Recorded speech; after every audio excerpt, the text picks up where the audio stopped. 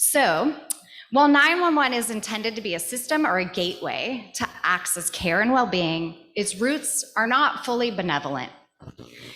As you'll see on that rotary phone, that red rotary phone, which many of you, particularly 911 professionals, will probably recognize, this is the phone call from which the first 911 call was ever made. The event of that first 911 call is celebrated. There's a museum and its tribute in Haleyville, Alabama, and an annual festival. The story is documented on an Alabama plaque, like many of the other historical sites across the state. It's emblazoned with the state flag, which there's lots of legacy and history around that state flag. And a description of the event is contained on the plaque. It describes Alabama House Speaker Rankin Fight and US Congressman Tom Beville, who were truly instrumental in the development of 911 and the first phone call to 911 ever made in Haleyville. Yet this plaque and the commonly held description leaves out numerous key facts. The notorious white supremacist and segregationist Eugene Bull Connor was literally front and center, not just for the phone call or a photo op, but in constructing the 911 system as it operates today. We need to take a moment and reflect on that and take a lesson from history. Because at the time of 911's crucial development, Lyndon B. Johnson was warned and ultimately accepted that 911 would increase police deployment even for non-public safety issues. And that as a result, we would see arrests increase for more trivial offenses. So now we hope to try to contextualize and take that history together. And it's my honor and my hope that I'll be able to introduce and bring my colleague, Dr. Tara White, on. Are we able to bring her on? In doing so, I just want to acknowledge, and do you have a photo? Oh, great. You may have seen a photo a moment ago of Miss Deborah Love, who was seen in that photo reading the very same plaque that we shared with you a few moments ago. Unfortunately, Miss Love is not able to join us today, but her colleague, Dr. Tara White, is. And we are honored to have her join us. And what I want to share with you is that they work with the Black Belt African American Genealogical Historical Society. That's a bit of a tongue twister, it has been for me. And they partnered with Transform 911 in order to capture an oral history of 911 in Alabama. And Dr. White's going to share some of those findings and her impressions from that oral history, as well as from the archival research that they did. First, I want to tell you a little bit about Dr. White. She's an assistant professor of history at the University of North Carolina, Wilmington, where she specializes in African American history and public history. Her research areas include public history, Southern history, civil rights history, African American history, and women's history. She's very experienced in historical issues. And previously, before serving as an academic, she was actually the director of the Alabama State Capitol and the Montgomery Greyhound Bus Station museums, the latter of which is now known as the Freedom Rides Museum. So Dr. White will now, we hope, share some remarks with us. I think we see her. Are we able to hear her? I am here. Thank you so much, Dr. White, for joining us. Hello, hello, hello. Good afternoon. Well, actually, it's not afternoon yet either, even here. Good morning, everyone. And it's really an honor and a privilege to be before you.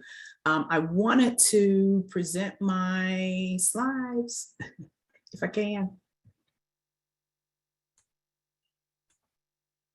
If I can share my screen, guys.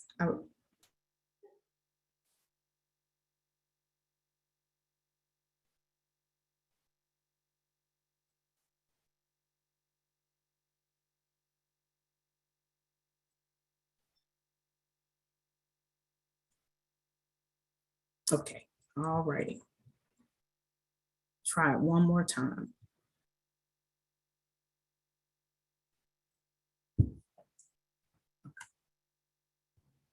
All righty, there it is.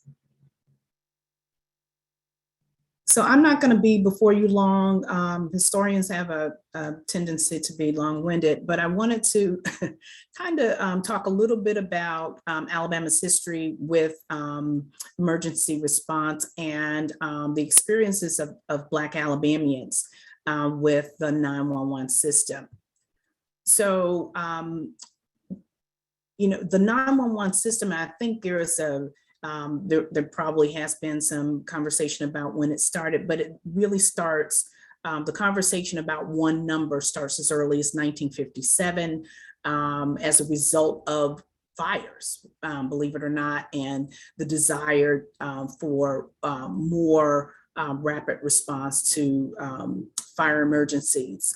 By 1963, and well, by 1965 and 66, it becomes a different kind of thing. It is really about law enforcement and justice, and also there is a concern by the National Transportation Safety Board that response to car accidents, which by 67 had really, 66 had really increased dramatically. They wanted to make sure that people could get to these car accidents and prevent fatalities. And so you have the President Lyndon Johnson create a commission and recommend a single universal number, right? Meanwhile, in Alabama, the 1960s are very interesting, and we'll look at that. Okay, we'll look at that in a minute. But President Johnson, after he recommends this single number as early as 65, the FCC, Federal Communications Commission, is talking to AT&T, which by that point has a nationwide reach, and they select 911 as the number in 68.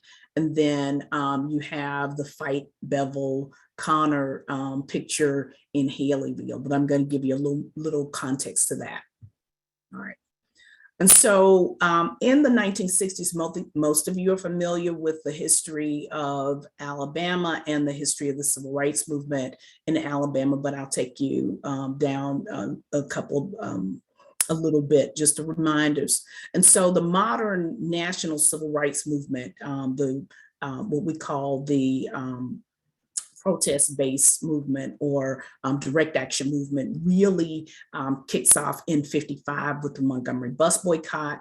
That's when King actually rises to leadership of the Montgomery Improvement Association. But you also see changes nationwide. So in 1960, when the student movement kicks off with the sit-in movements, Alabama is still in play. And so you see the same kinds of things happen in 1960 with Alabama State College in Montgomery, Miles College in Birmingham, and Daniel Payne College in Birmingham. And so the movement is happening in multiple places in Alabama. It's not just Montgomery, and it's not just Birmingham. You have things happening in Tuskegee, and of course a university there, and things happening in Selma by 1960. So Alabama gets national attention again because of the freedom rides. Most of us, when we mention the freedom rides, we think about people like the late John Lewis, people like Bernard Lafayette, and some of those guys, Diane Nash, in those freedom rides. And that brings places like Anniston, where the bus was actually firebombed, and that's an iconic image. Birmingham, of course, and at the time, we'll talk about the police commissioner, Bull Connor, but just know that he called this, actually gave the policemen the day off, when he knew that the riots were coming through.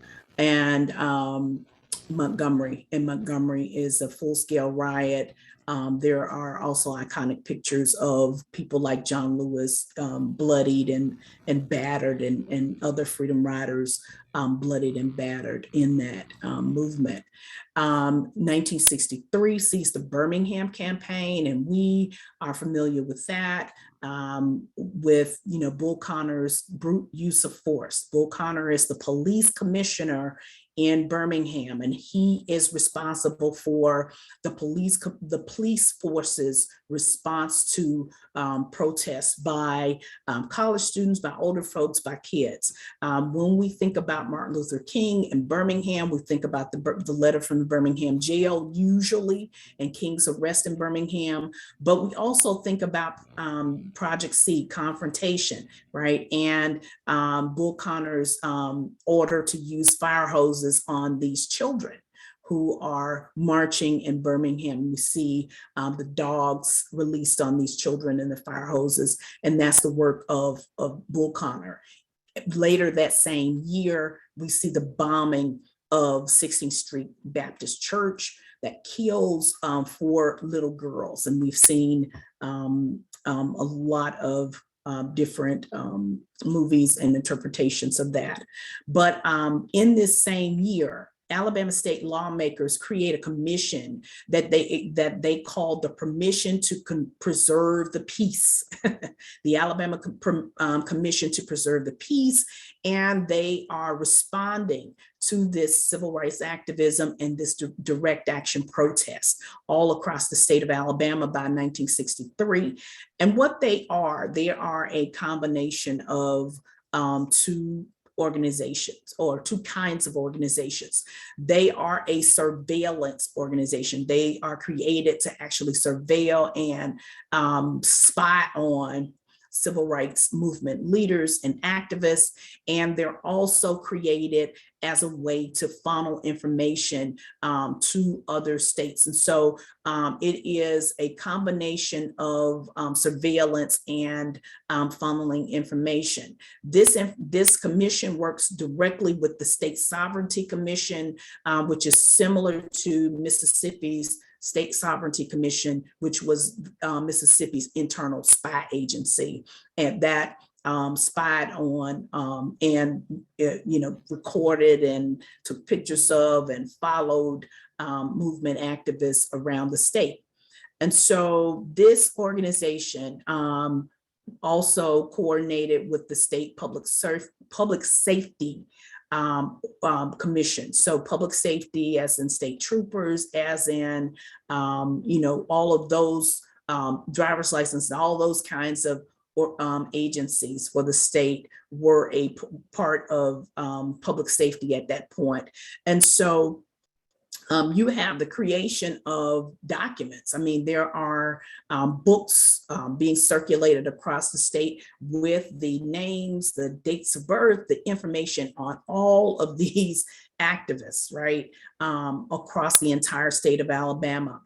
And so, but these folks aren't just cooperating with Alabama, they're also working with folks in other states. So they're talking with people in Mississippi and Tennessee and Georgia and Florida, people in Louisiana, and other southern states that are in the process of resisting civil rights movement and the civil rights protests, right? And this agency is created by Democratic lawmakers. Okay, so one by the name of John Hawkins. You've seen the name Tom Bevel in that iconic picture. Well, he was actually on the state, a Democratic state legislator at that time. And then, of course, the other person you saw in the picture was a guy named Rankin Fight. Or actually, he wasn't, he was actually out of the frame, but he was there at the time. A guy named Rankin Fight, who was the state legislator for Haleyville, and Fight was, instrumental in having Haleyville be the site, or creating the site for the first 911 call in Haleyville, because that was his hometown. Tom Bevel actually represented that area in the state legislature, and then later on went on to Congress. So by 66, he's in Congress, still representing that region. And John Hawkins, who is from Birmingham and really good friends with Bull Connor, right, actually is instrumental in getting Connor elected to the Public Service Commission in 1964 after he loses the mayor's race. And he loses because they change from a commission form of government to a city council form of government. And Connor is pushed out because the city wants more moderate leadership, right? But he is still a darling of the Democratic Party in the state. And so they get him to run for the Public Service Commission. They pull him in, and he's in statewide leadership at this point. And so this commission is not only concerned about like I said, these civil rights activities, but they couch all of this civil rights activity in language that Connor used for civil rights, and that is communistic, socialistic kinds of things. And so they become focused on groups like CORE and SNCC, okay? And CORE and SNCC, Student Nonviolent Coordinating Committee, CORE, which is the Congress of Racial Equality, the SCLC, the Southern Christian Leadership Conference, the organization that King and his other minister friends actually, or other activist ministers actually found, and they, are leaders in the civil rights movement. And so they create a series of reports and documents that they circulate, like I said, within the state and up nationally. They're directly in touch with people like our infamous FBI director, J. Edgar Hoover, right? And they're constantly funneling information and communicating back and forth with people like that. So when the 911 is selected as the signal, and AT&T is selected, Tom Bevel, who by this time is in Congress, decides that no, he is a little bit distrustful. He thinks that this is eliminating local competition, and he wants Alabama to be able to maintain control of its own communication apparatus. And of course, there's still this distrust of the federal government that goes all the way back to the Civil War and Reconstruction, right? And with Johnson's civil rights, his push for civil rights legislation, right? This is something that they feel they need to do locally. So because Bevel has, the information, he knows what's going down, he actually is able to get the jump on AT&T and arranges with his folks in Haleyville and the Alabama telephone company to make the first 911 call. And this is a picture of Tom Bevel. He's actually received the call. The call was made, believe it or not, by Rank and Fight. So he's received the call from Fight. There's Eugene Bull Connor in the middle. And then this is the B.W. Gallagher, who is the president of the Alabama telephone company headquartered there in Haleyville at the time. Okay. And so that gives you, kind of a sense of how this 911, this first call is developed, and it's really not out of a concern for public safety, but it's really more out of a concern for federal intervention in this ongoing civil rights struggle that's playing out in public in Alabama and across the state of Alabama.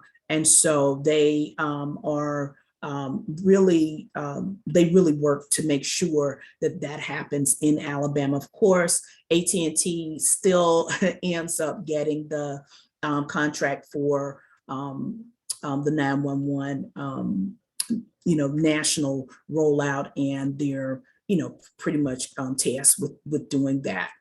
Okay. And so for us, the Black Belt African American Genealogical and Historical Society, as Rebecca said, we partnered with this Transform 911 project to actually conduct focus groups among Black Alabamians. And what we wanted to know was, what their experience with 911 was, how did they experience 911, and if there were differences and what those differences were. And so what we did was we divided the state into 7 congressional districts for efficiency. We decided to conduct a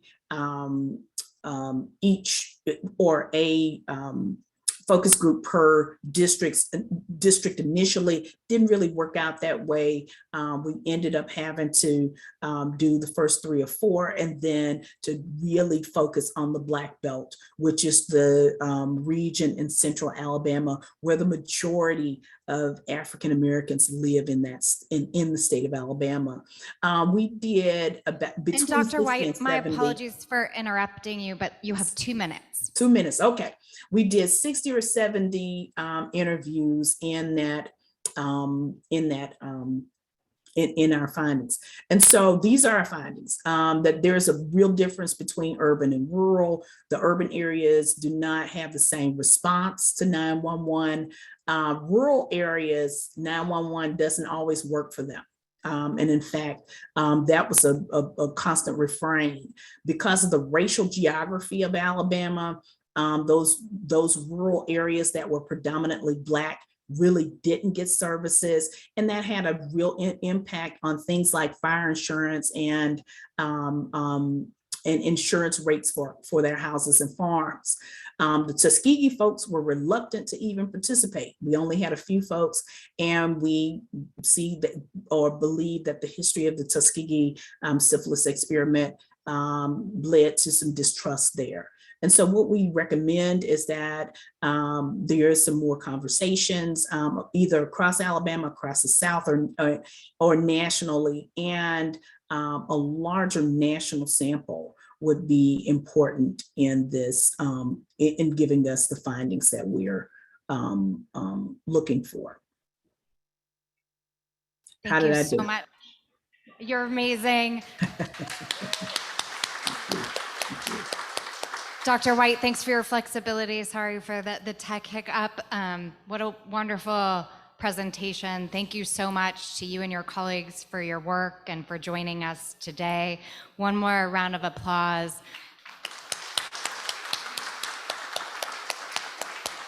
Thank you, Dr. White. And much credit to the Black Belt African American Genealogical Historical Society. I encourage you to find their work. They have done really groundbreaking work, and not just collecting oral stories, but documenting them into books. It's a real model for us to be following nationally. Really want to the importance of their work.